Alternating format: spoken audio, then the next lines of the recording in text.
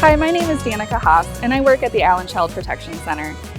The Allen Child Protection Center wanted to partner with Lost Island for Be Someone Day, which is a national day to help end child abuse. The reason that we chose Lost Island for this event is so that children could come here and experience the magic and the fun of the realms, while also getting to talk with local agencies about who their someone is.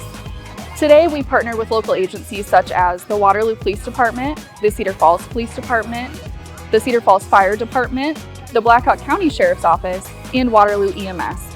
We have different activities set up for children that they can do with each of these agencies, as well as giveaways that they'll receive at the theme park.